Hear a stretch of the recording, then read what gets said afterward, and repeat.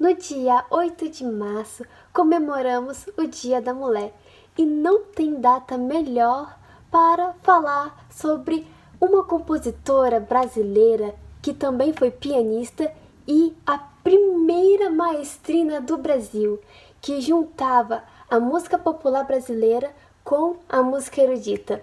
Ela, Chiquinha Gonzaga. Francisca Edviges Neves Gonzaga, mais conhecida como Chiquinha Gonzaga, nasceu no Rio de Janeiro, no dia 17 de outubro de 1847. Chiquinha era abastada e seu pai foi um homem muito importante. Seu nome é José Basileu Alves Gonzaga. Foi o primeiro tenente da família ilustre do Império.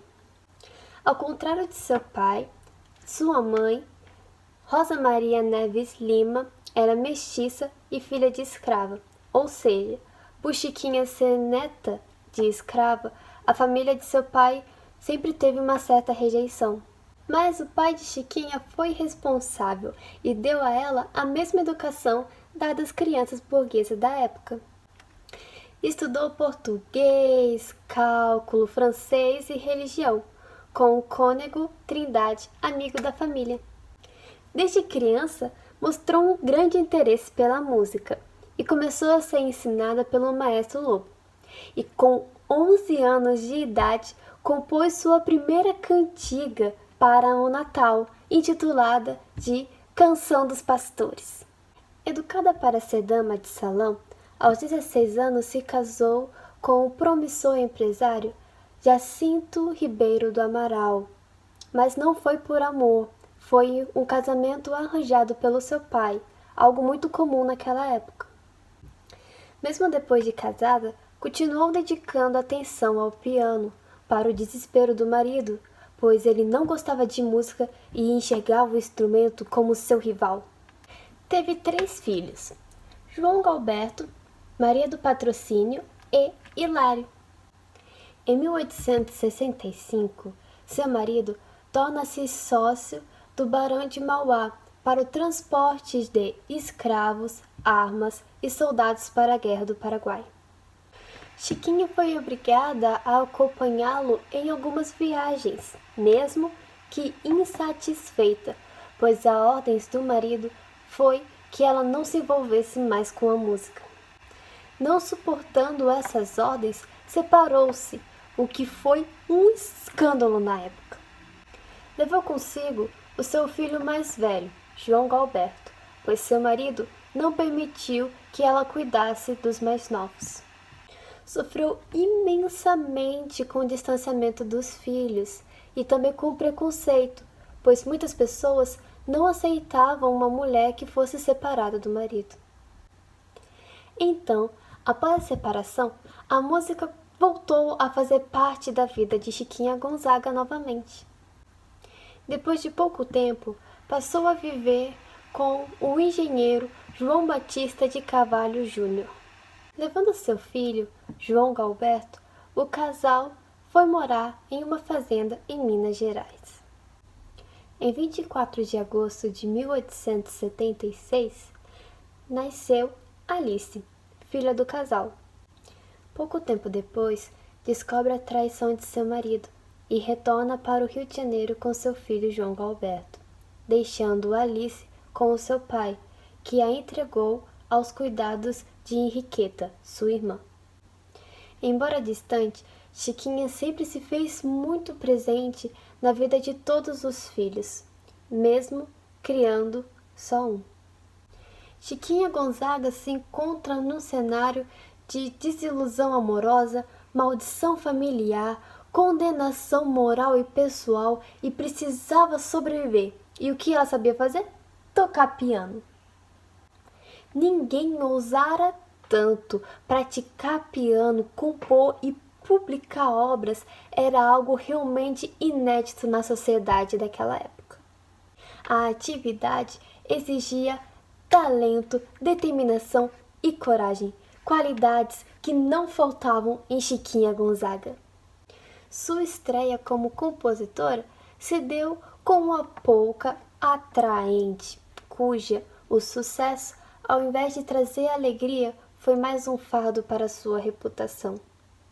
Mantinha-se como professor em aulas particulares e também pianista no grupo do flautista Joaquim Calado. Em janeiro de 1885, Chiquinha Gonzaga estreou no teatro com a opereta A Corte na Roça, representada no Teatro Príncipe Imperial. Foi uma ocasião que embaraçou as pessoas da imprensa, pois não existia o feminino da palavra maestro. Ou seja, nesse dia se revelou a primeira maestrina do Brasil.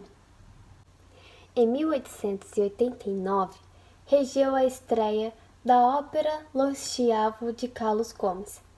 Isso aconteceu um ano depois da abolição dos escravos e um mês antes da queda do Império. Ela era amiga próxima de Carlos Gomes e ele sempre a ajudava quando podia.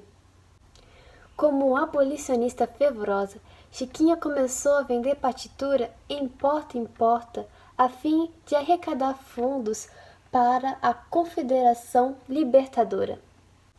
E com dinheiro da venda de suas músicas, comprou a alforria de seu amigo José Flauta, um músico escravo.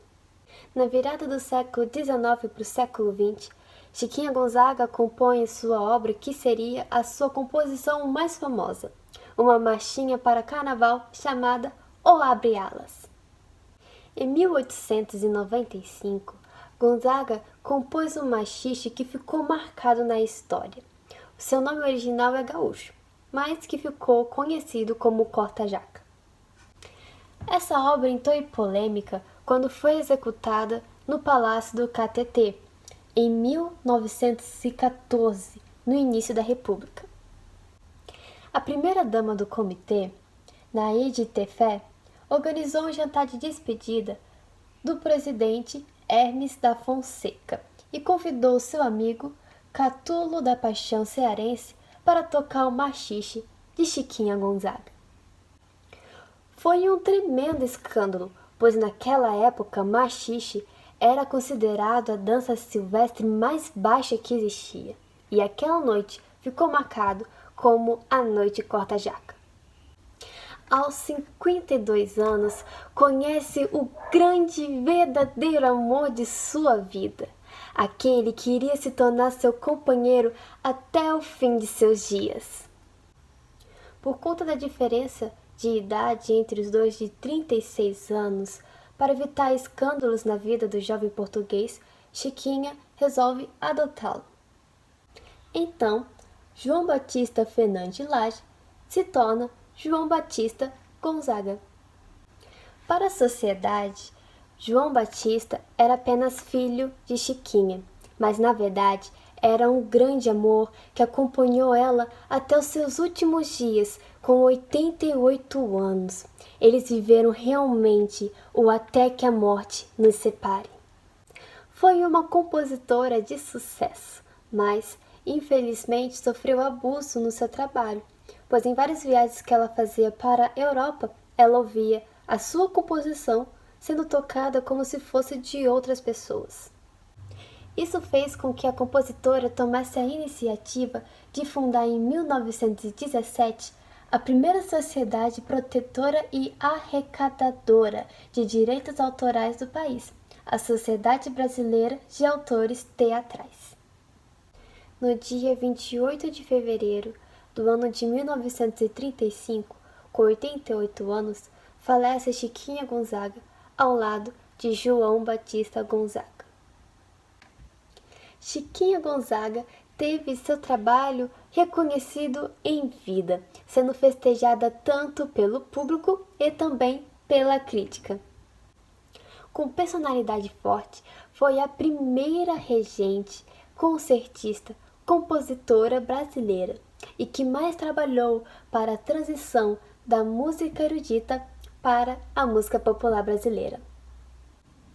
Mesmo sem apoio, com muitos traumas e nenhuma perspectiva de dar certo, Chiquinha Gonzaga lutou pelo que acreditava, marcando não somente a história do Brasil com a luta abolicionista, mas também histórias de meninas que, como eu, sonham viver da música.